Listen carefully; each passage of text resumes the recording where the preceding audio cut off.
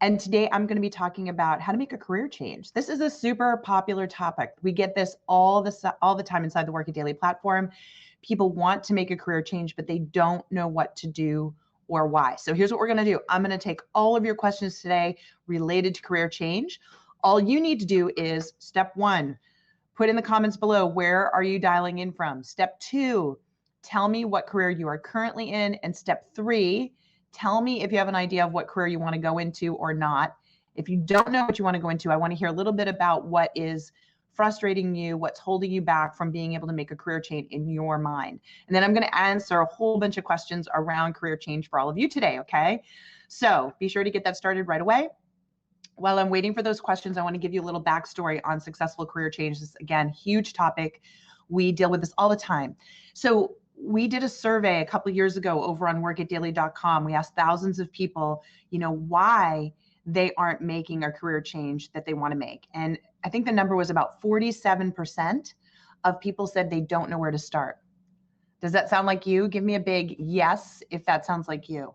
So they know what they don't want. They don't want to be in the career that they're in. They don't like what they're doing, but they haven't figured out what they want to do next, and they don't know how to narrow that in.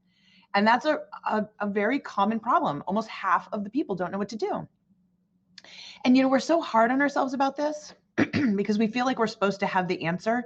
So we sit there and we feel stupid.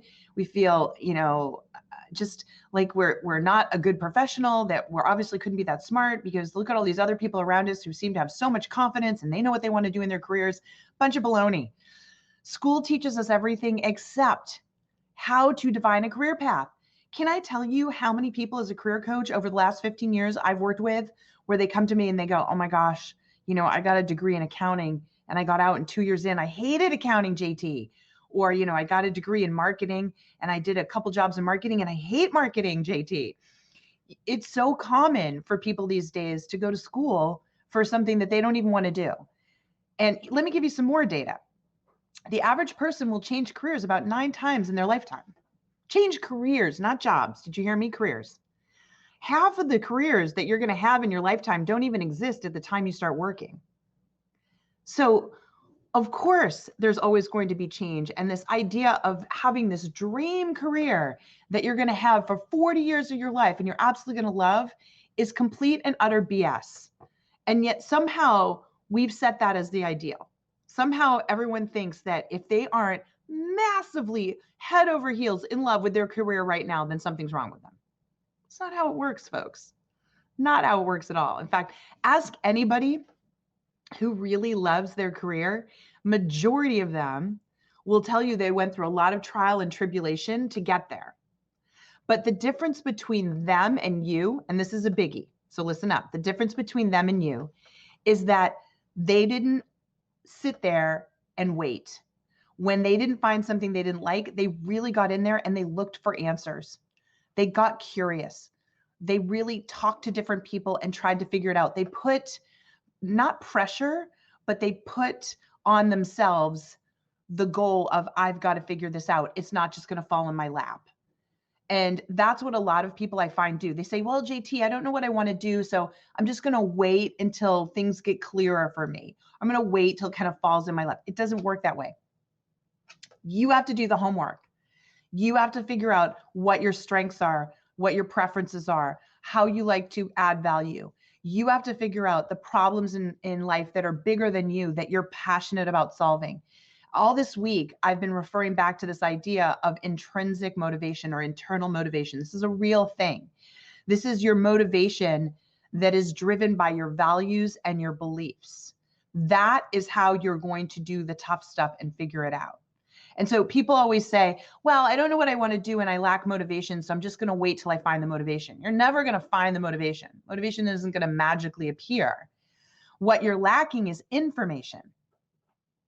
If you want to get motivation, you need more information. You have to dig in and start to research and identify things about you, things about jobs, and how to tie them together. And so people say, well, JT, that sounds like a lot of work. Well, yes. If you want a crazy, satisfying, successful career, you get out what you put in. And so I'm going to tell you a true story. Okay. about a girl. And that girl was me. And so when I look back on my life, I'm the firstborn, I'm the oldest of three. And I was that kid, do what they tell you to do, right? Get A's in school, be good. And I was told, go to the best school that you can get into, study really hard, get out of school, get a job, and just try to climb the ladder. And you're going to find success and satisfaction. You'll figure it out along the way, JT. That's what they said. So just keep striving, get the best grades you can, get into the best school, get a good degree, get out there and work, climb the ladder. And I fell for it. I absolutely did it because I didn't know anything else, right? I didn't take a step back and ask myself, what do I want? Does this make sense? Who are my role models? Are they even happy, right? I didn't know to do any of that. So I was in default mode, which the majority of society has done, right? That's why we have an epic problem these days. Millions upon millions upon millions of people have this massive college debt for degrees that they're not even going to use, right? Because we're in default mode. So it wasn't until I was 33 years old, that I had my epiphany moment. And by that point, I was running a huge division of a company here on the East Coast. I had a whole bunch of people reporting to me.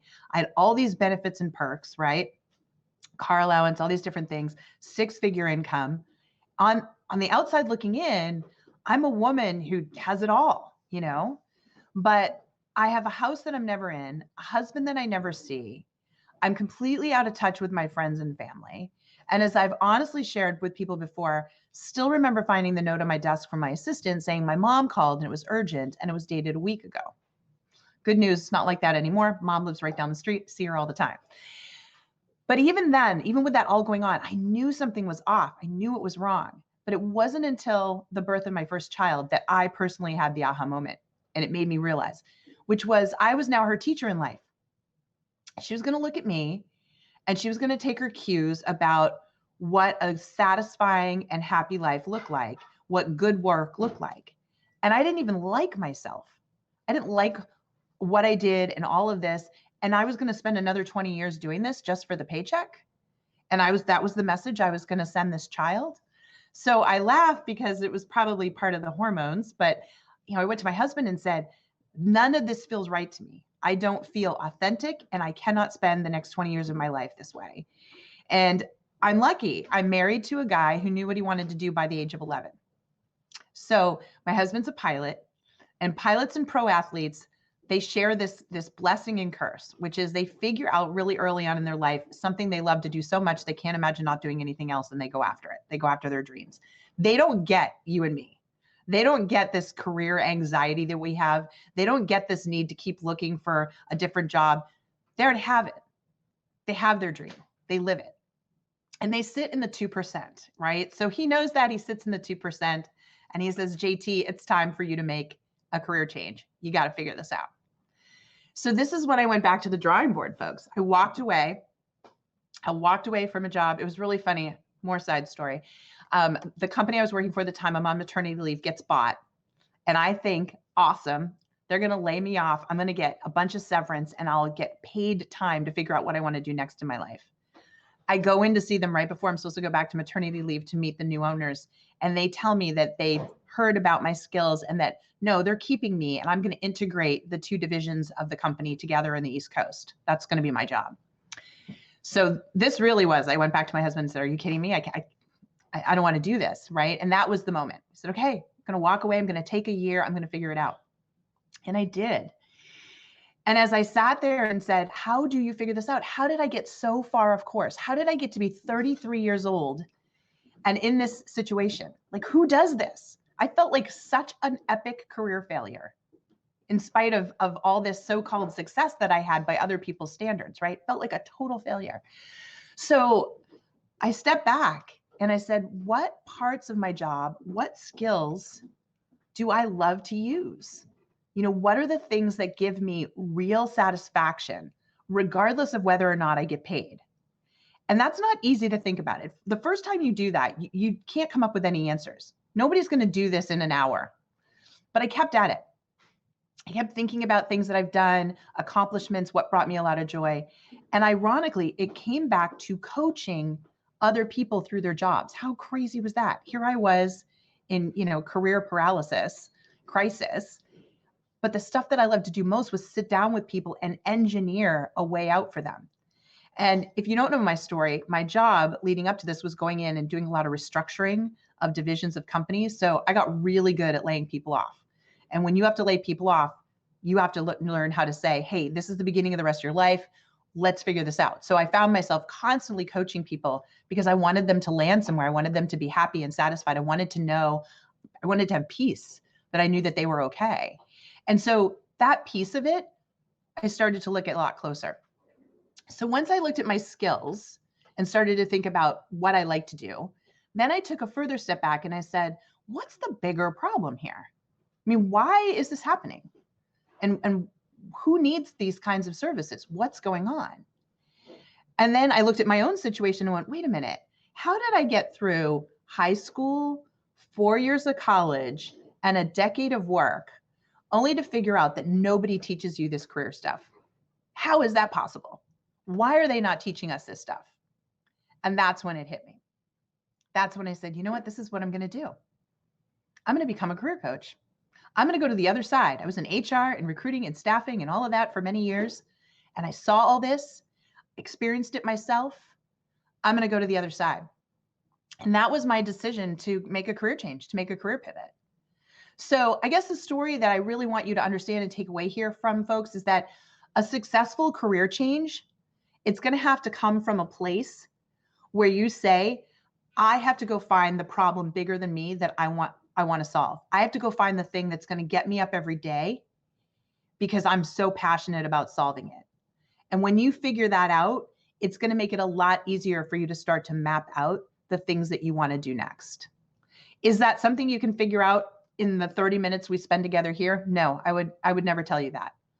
But if you really want insane career satisfaction, if you want to get up every day and have your work not feel like work, it's going to be hard. I'm not going to say it's hard, but feel so differently than you feel now. It starts with you going, what's the problem that's bigger than me in this world that I care about solving? What's the thing that's going to drive me? And it's different for everyone. We're all unique. And so getting to that place first is number one. And it's why, again, 47% of the people that we surveyed at Work It Daily said, I don't know what to do, because they haven't had that moment yet. They haven't figured out that thing yet. So that's the first step in the process. Now, how do you get there? Again, listen to what I said. I did some serious self-assessment. I looked at my communication style, my personality. I looked at my passions, my interests. I looked at my work style. I looked at how I like to learn. I looked at how I like to create value on the job. There's some serious assessment work that you need to do out there to become more emotionally intelligent around who you are, what you're good at, and what drives you. So that's the first step. And whether you go out there and you find resources online or you work with a company like us, wherever you find that, you're going to need to do that. Whether you hire a coach, whatever you do, this is some self-work you have to complete if you want to have that. All right. There's books out there. You can do so much, but you got to do it. There's no way around it. Not in my experience, 15 years of doing this. And people do not make successful career changes until they get really clear on that. Now, once you've made that realization and you realize what problem you're passionate about solving, now finding companies that support that and help that gets a lot easier, doesn't it? Now we start to look at the companies that are involved in that. And you can start to figure out what skills you're going to need to get in order to be able to work in that. So if you have a skills gap. So in my case, for example, I went back to school and got a certification in business and wellness and life coaching, right? I said, I have all this HR, recruiting, coaching background formally, but I also want to go get this additional experience. So while I was doing that, I had to bridge the gap, just like everyone else. So I did consulting. So I did HR consulting, right? I did training and development for my former employers, just went back to them and said, hey, I want to consult. Can I work with you on a project basis? And I did that while I went to school and started to build up my coaching practice. So that's my next piece to you, is that people assume that it's not worth it to make a career change if they can't just move in and, make the same money they were making before and like slide right in. I can't tell you how many people give up on a career change because they say they've got golden handcuffs Do you know what golden handcuffs are? It's when you've built up a level of income and a level of comfort with a job that you don't want to lose. And so it's gotcha. It's totally gotcha, because you don't want to start over, you don't want to make less money, and you don't want to suffer. Okay, that's a choice right there. That's a choice. You might say, well, how's that a choice, JT? I'm choosing not to suffer, right? It's still a choice, still a choice. If you want to pivot in a new career direction, you need to figure out what you're missing and what it's going to take to get there. And then you're going to have to bridge that gap and find a way. It just is what it is. But what's your happiness worth, folks? What's your happiness worth? Because here's what's going to happen after today. A lot of you are going to watch this. Some of you are going to get what I'm saying today. You're going to totally get it. You're going to start assessing yourself. You're going to get some help, and you're going to make the sacrifices you need to make. You're going to make a career change, and you're going to love it. You're going to crush it. But the vast majority of you are going to go, it's just too hard. It's just too hard. So I'm just going to stay what I'm doing. Or, I'll just find a new job with a new company. It's probably just my employer. So I'm just going to switch, places, shake things up a bit and go to a new employer, right? And you're not really going to do the work required to make yourself happier because you've got golden handcuffs. But here's the thing that I need you to understand. Every year that passes, you're going to get more unhappy. Every year that passes, you're going to be more angry, more upset, and it's going to feel harder and harder to make the change. And these golden handcuffs are going to get bigger and bigger and bigger and heavier and heavier and heavier. And you know what's going to happen? Your personality is going to change. Your approach to work is going to change. You're not going to think it is. You're going to think you're playing a great game and, I'm fine, but it'll change because you'll resent it. You'll resent that you are handcuffed. And then one day you'll either lose your job due to a layoff or you'll get fired. And I know that sounds so harsh and so mean, but 15 years in this business, do you know how many people have come to me because they've been laid off or they've been fired? And what they say to me is, to be honest, JT, I hated the job. They did me a favor. Is that really what you want to do? Do you all really want to wait to make your career change and have someone else make that decision for you? Because it's going to happen. A lot of people are going to do that. You don't have to be that person, though. Don't wait until that happens. If you aren't really feeling satisfied with the work that you're doing, then you've got to do the work right now to figure that out. Please, please don't let someone else make that decision for you. Because what happens is then you really lose your confidence. You're out of a job, you have no income, you have no direction, and your feelings are hurt because you're wondering, how did I get here? Don't wait. If anything today, I hope to light a fire under every single person that's listening to this today. Do not wait. It is time to do the work to figure out the career change that you want to make. Because it's not going to happen in a day and it's not going to happen in a month. It's going to take some time. But here's the good news. Once you start on this process and you start to find your internal motivation, it's a snowball effect, my friends. It is a snowball effect. Yeah, you always hear about the law of attraction. That definitely plays a role here once you start to do the work. Because now you're going to start to see the opportunities and you're going to be able to go, well, this isn't so hard. I can do this. I can make things happen for myself. And your energy and your excitement will grow. And that is so freaking attractive. There is nothing more attractive in a peer than somebody who's got energy and excitement, somebody who nerds out on something. You know they've got something special. You know they're going to do it right. You know they're passionate. You're attracted to them. You want to network with them. You want to help them get a job. You want to see them be successful, right? That's what you need. If you're not that person right now, that's what you need to become. And that's not going to happen until you start this career change process. So please, I am begging you, do not be one of the people that ignores this today and stays in the same career for another, 3, 5, whatever years before something bad happens. If you are not feeling it, it is time to start figuring it out. Okay? All right. So that's my little story about my journey. That's how I got to where I am here today. Fast forward many years later, and I still nerd out on this. I absolutely love and obsessed with how to make people happier in their careers. I've been doing it for so long now, right? Since 2001, if you can believe it. And I won't stop. I mean, this is a subject, and until it's solved, I won't stop. So I'm always going to be caring about this, always looking at the latest and greatest things. And I can honestly say I have a satisfying career. I am one of those few people that has it. And you can have it too, because it's not rocket science. It's not brain surgery. I'm not some sort of special person.